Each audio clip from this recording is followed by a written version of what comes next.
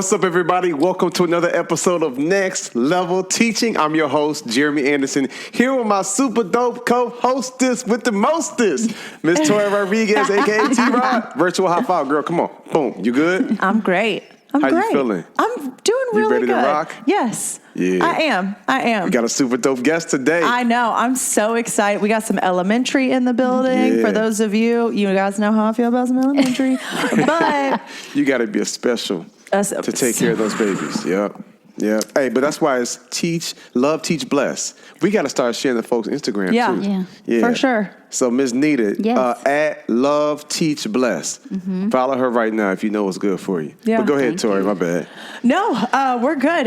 We have Miss Nita Creekmore, and we're going to have hubby on here soon too, correct? Hey. Yes. I'm super excited. I love when we have some educators where it's husband and wife both making a difference. Yeah. That's a kingdom, powerful couple, and I love that. You should hear our conversations at home. All right. We need to have y'all all together then. Oh, I'm kind of excited about that. Do tell. I love it. So before we hop in, though, real quick, Jay, as you take in your slurp. My bad. Let's go. Why don't you let everyone know who we are here at Next Level You got to Teaching. chop it up. Look, we want y'all to laugh, learn, and live your best life. Yeah. So we bring in super dope guests from different parts of life that's all in the educational space to help you, take your classroom, your life to the next level. Yeah. And we're glad to have you today, Nita. I'm happy to be here. This is so exciting. We got some experience in the house. We got 17 years. Oh my gosh. It doesn't feel like 17 years, though. You don't look like 17 years in the classroom, ma'am. You know what they say? I don't look like what I've been through. That's right. It's so You know what I'm saying? Yeah, 41 years old. I'll be 42 in July. Man. But 17 years, you have an education. Yeah, as my boy Willie Moe would say, black don't crack and beige don't fade. That's right. That's the remix. That's right. So 17 years. Mm-hmm. Yeah. Yeah. Okay, so how? Like, what made you say? What got you there? You know what? I'm gonna go into education. Oh my goodness. So my mother is also an educator. Okay. She's a retired educator. She was a PE teacher for 35 years. Wow. I think that's what kind of started it, is her being in education. And whenever you're in education, you bring your kids along. That's what you do. Yep. You know, my mom too. just bring you along, summer, after school, whatever. And I just built a love for it. Yep. My next door neighbor's daughter, she needed help. I was in middle school, and I helped her with reading. And that kind of started it. And ever since then, education is what I wanted to do. You knew. Yeah. And it's so funny because my mom was for it. My dad was like, you are not about to use all my college money to be struggling in education. And so, ain't that a fact? But, raise your hand of course, if you're still paying loans. I was young, and I was like, and I'm passionate about what I do. And I was like, I would rather do something I love every day than, work at a computer or do whatever, do something different. And it ends up being true. Like, I'm passionate about what I do. Yeah. Did you always start, was it elementary? Everything was elementary. It's always been 17. I touched in my pre-teaching. I touched in middle school for like a week, and then you said nope. And I said, first of all, I look like these kids, and they don't respect me. Yeah. And I need to go back to where home is. Right. Yeah. And so I think I was there for a week. My advisor was like, "Okay, we'll switch you to 5th grade." I was like, "Thank you very much." Right. And that was it. Just like that. Mm-hmm. Isn't that so funny though? Because I actually had one semester where I had a little bit of time. I was taking some classes to go toward like master's credits, but I had some free time. And so I did some substitute teaching and I substitute taught at an elementary school maybe once or twice. And I said, nope. And then But we found that there are some teachers that's like, man, middle school, that's me. Or some that say high school, that's me. Or some that say elementary, like that's me. And so that's some advice we've actually given listeners in previous episodes is if you find yourself struggling, maybe you were in the wrong space. Yeah. You know what I'm saying? Like you gotta grow where you're planted, but you gotta also make sure that you're getting what you need. Like I learned that Ryan, our plant specialist, she's got all these different like plants around the house. There are some plants that need direct sunlight. Yeah. That's probably like high school. You know what I'm saying? Then there are some plants that's like, nope, that direct sunlight will actually burn it. It needs like moderate natural light. Yeah. But there's some plants that need that sun rays to hit it. And there's some like snake plants that can be inside of a room like this where there is no natural light, but as long as it's well lit. And so I imagine that's how it is. Some teachers need to be in certain environments for them to thrive. Yeah. And I have one of those snake plants, and they don't need much. Yeah. Right. Low maintenance. Low maintenance. Yeah. But yeah, you're right. I feel like you're right. I feel like, and for middle school, I'll be like, in high school, I'll say, you have a gift. And then they say the same thing to me. Oh, God bless you. Yes. Because everyone has their space and everyone does their work in their space. You know what I mean? Yeah. So once you find your niche and your space, That's it. That's it. Then everyone's doing their work in their different levels. So tell me more about elementary. What did you teach? Where did you start? And kind of where are you at now? Okay, so I went to school in South Carolina. Okay. I knew I wasn't going to stay in South Carolina. So I'm originally from Virginia, Woodbridge, Virginia. Virginia. And so I went to South Carolina. I actually met my husband there. Okay. And then we did not date there, but then I went back to Virginia. And I taught there for 9 years. So I was in Virginia for 9 years, Northern Virginia. And I taught lower grades, second grade, first grade. And then me and my husband, we started dating. And then he brought me to Georgia. And so I've been in Georgia ever since. Okay. And so I did the rest of my time in Georgia. Okay. Good. And so it was a lot of change as far as like being in Northern Virginia. Yes. And then having to move to Georgia, learn new standards, learn new ways. Yep. You know what I mean? It's very different from near DC. Yeah. So that's kind of what brought me here. Okay. And what do you teach? Right now I'm an instructional coach. Okay. So now I help teachers teach. So that is really, I love that. So I love that is what I'm passionate about now, is helping teachers to model lessons for them or do professional learning for them. And then I get to kind of touch on kids too at the same time. So I get a little bit of both. Talk more about that, because I think that there are a lot of us that are like, what do you do as an instructional coach? Like, what does that even look like? And so I think some of us need to hear a little bit more about that, but also hear the heart of an instructional coach. Okay. Because I think sometimes it can get a bad rap, honestly. Sometimes I think it can. Some teachers can look at it and be like, you do nothing. Yeah. Yeah. I do. I think that can happen, especially when I became an instructional coach, because it was like, I hate to say it like this, but it's kind of thrown on the teachers. Like, they didn't know I was getting hired. They didn't know why I was there. You know, it's kind of like, who are you? Why are you here? Why are you going to tell me how to do my job? That was true. And so like, so what I do is I support teachers. I'm like the liaison between teachers and admin. Right. So I told them when I first went there, I said, I'm not a run tell that. Like, it's not me trying to, go into your classroom and tell the principal everything that you aren't doing. That's not my role. Is to support you and to make you the best you can be and be a collaborator. Yeah. And that's really what we do. But it took them a minute. It took them a minute to be like, to trust me. There's got to be buy-in. Yeah. And to build relationships, because initially they were like, okay, why are you here? So that's what I do. Sometimes it's like me collaborating with them on lesson plans. Sometimes it's me going in and they really want me to come in and give them honest feedback on their lessons. We've gotten to that point. That's awesome. But initially it was kind of like, okay, why is she here? So I had to start off with being positive, finding all the good things that they're doing. Yeah. Because I was into their space. I'm new coming into their world, and so I had to honor that. But yeah, and so that's what I do. I support teachers however I need to. I give them professional learning based on observations that I do throughout the school that I can see. Holistically, we may need guided reading. Holistically, we may need, diverse reads in our classroom or things like that. How was that during the pandemic? Oh, it was interesting. Right. So I kept telling my principal, I was like, you keep moving my cheese and I don't like any of this, because it was just hard.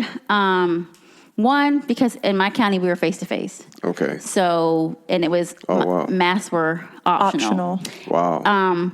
The teachers had at my school, so in our house, the teachers had to wear masks. It was non-negotiable.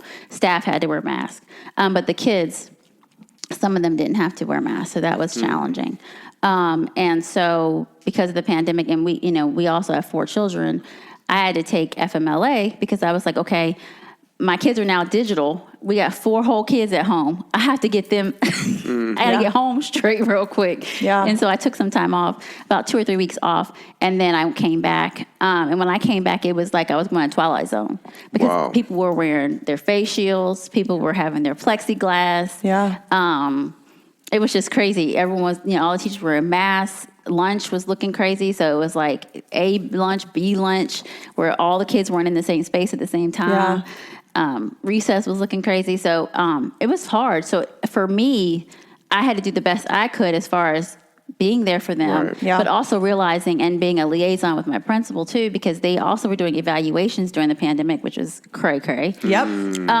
And so it was like a liaison kind of saying, it's really, there's a challenge. Right. You know what I mean? So you will see probably more worksheets, especially if teachers are scared or nervous to be face-to-face with their kids, because they have to take care of home. They go home every day to their families. So that was a hard time. Wow. It was a hard time. How did administration receive some of that advocacy for the teachers that you had? She was good. I mean, she was good. But one thing she always said, she's like, Nita, you are an advocate. Like, I know if anything else, you're going to talk up for the teachers. And that's what I do. Yeah. She was a new principal. She's a new principal. But she was just like, I know you're going to advocate. And that's what I do. Because to me, it's not fair to judge them in the middle of a pandemic on teaching that they've never done this way. Yeah. Right. The rug was pulled from underneath them.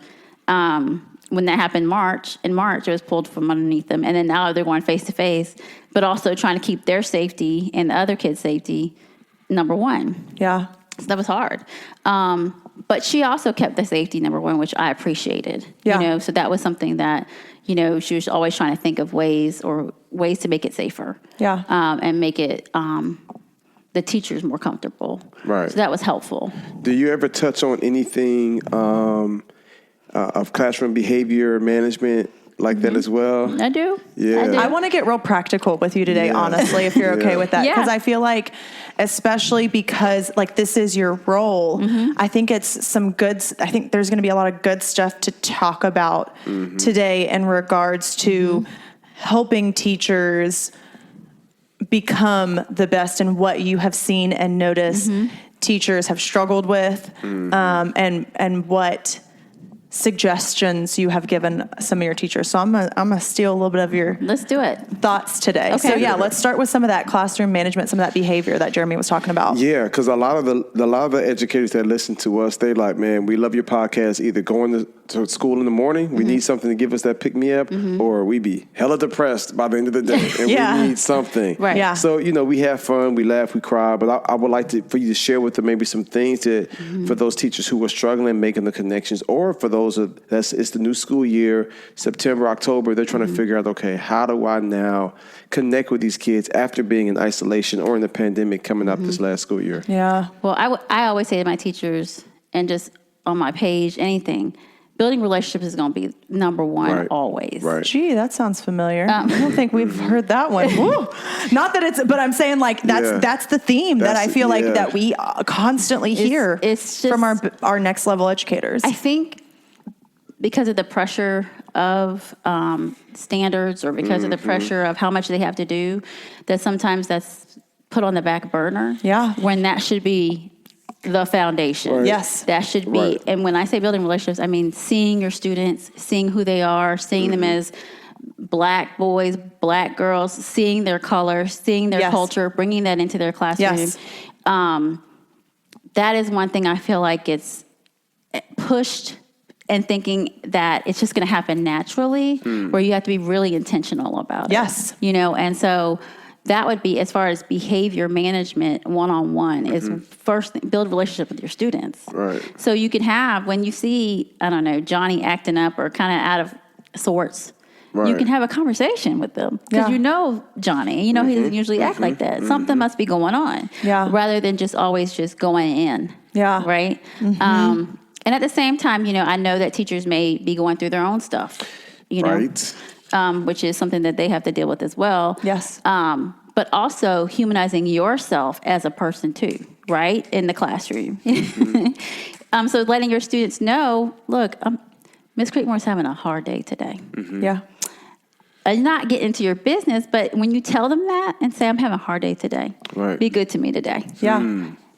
They really do that. They really do. They care. I remember having a few teachers that was just for lack of better terms, was pleading with me like, Jeremy, this week's been rough. Take it easy. And I was thinking like, oh man, my bad.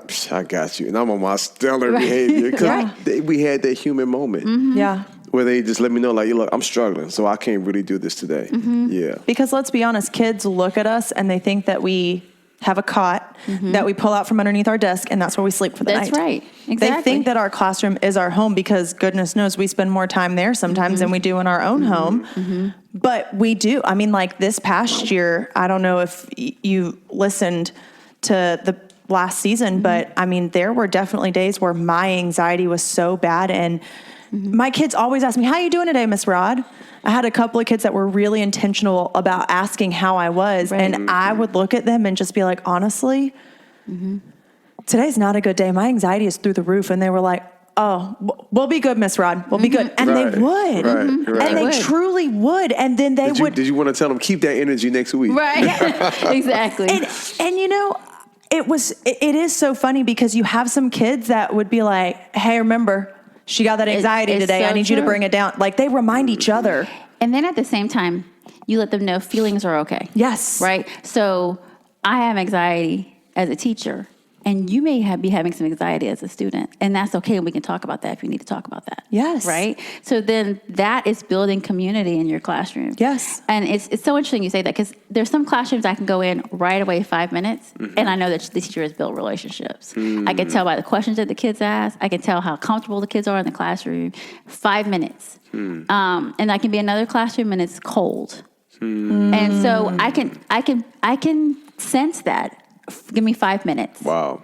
5 minutes. So and I some can of tell. you teachers listening, you might need to turn the heat up in your classroom. Yeah. Your classroom a little cold. You know what I'm saying? Yeah.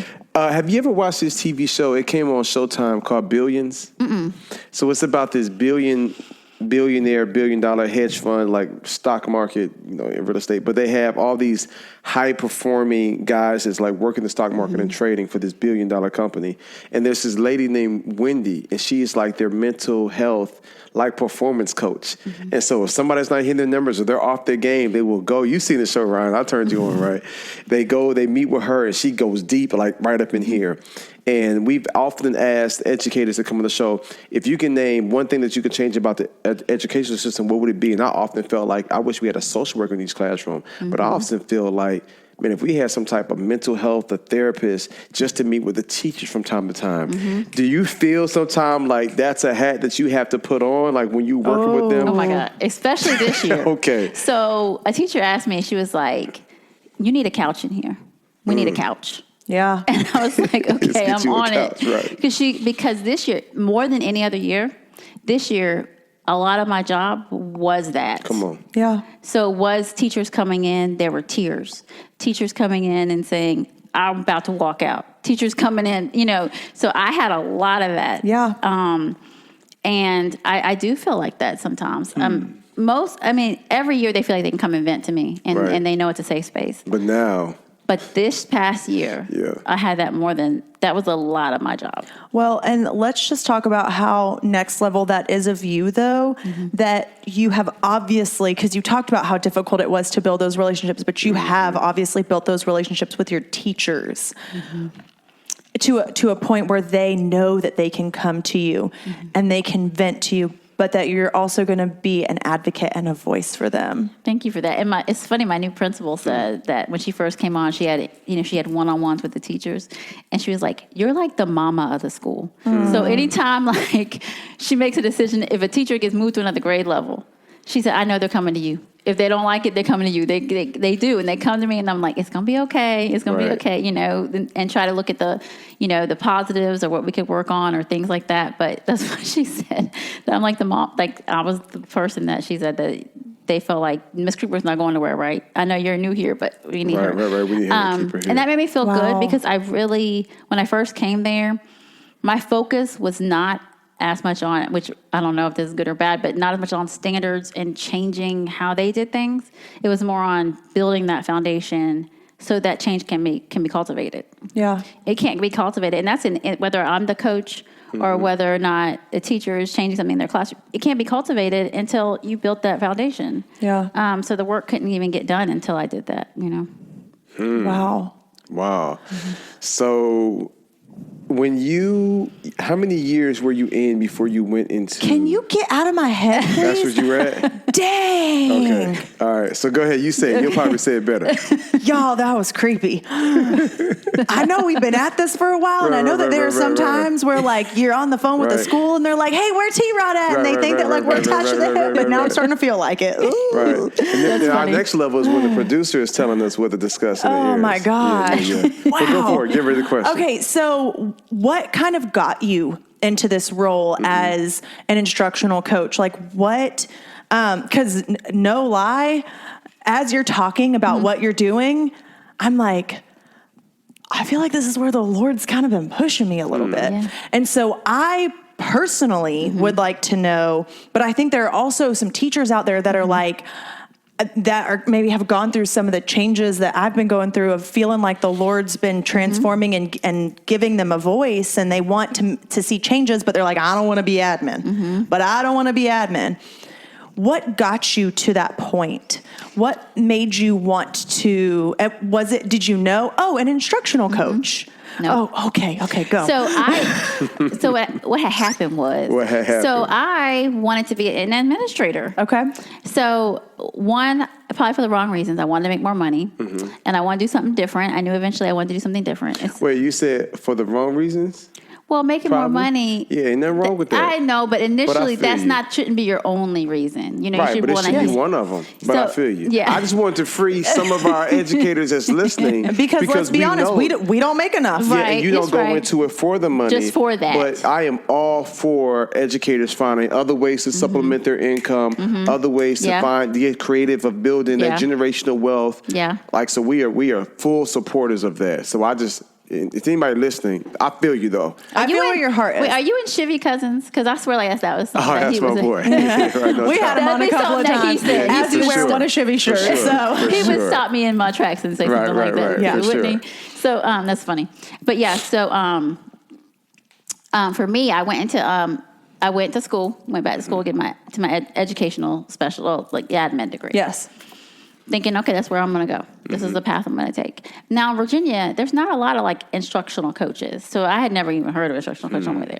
But I did instructional coaching type stuff. And this is why I tell people all the time, other teachers who are looking into doing this, mentoring. Like if you're a mentor teacher, right? Yep. Team lead. You're a team lead. Check. You lead professional learning at your school, right? You're already doing coaching. When teachers come into your classroom and you're collaborating and doing lesson planning together because you're the veteran teacher and you're helping new teachers or helping a teacher that may be struggling. Those are all, I know, she's like, yeah. Literally checking it off on the couch. Those are all coaching things, right? So that's why I tell them you're already doing a lot of the work, right? It's just, I just didn't know that there was a title in Virginia. So when I came to Georgia, and working in Gwinnett County, I got wind of this instructional coaching thing. I was like, oh, okay, cool. And so I actually utilized, because I was a new teacher from another state, the literacy coach coming into my classroom. I'm like, this is a bomb job. Like she comes in and then she models for me, and then I copy what she does and continue doing that because it was really, really good lessons that she was doing for me. And I was like, this is a really bomb job. And so from there, I was like, that's when coaching started kind of getting into the back of my mind. I ended up moving counties and teaching. And then it kind of just plopped in my lap. Like it was one of those things. I went to a couple of vice principal interviews, didn't get those jobs, and was like, there was first one I was heartbroken. You can ask my husband. I was like, oh my God, like what am I gonna do? This is what's supposed to be my path, and and that door closed. So when the Lord said, the Lord was like, that's not for you. And it's so interesting because my sister even told me, she's like, well, maybe Nita, maybe that's not the type of educational leadership that God wants you to go into. Maybe it's not admin. Maybe it's a different lane. Right. Yeah. Right. And so the instructional coach job opened up, and I applied for it and I got it. And so then I was like, okay, what am I supposed to do? Right. And how many years have you been doing that for? 4 is my fourth. 4 years. 4 years. 4 years. So 13 years teaching, then you cross over to the instructional coach. How are you on time? Can you hang out with us? We want to do a part 2 with you. I need to hear more. Okay. Yeah. I got more to learn. Okay. Yeah. So to all you all listening, Nita will be back next week. So you definitely want to tap in for part 2. And in part 2, we want to go deeper into that, your heart for kids. We want to hear some stories of some connections you built over the years, and how it is to also be married to another educator. Okay. And how you taking care of yourself. Okay. Yep. Okay. Y'all leave us a review. Show us some love. We'll see y'all next week. Bye, guys.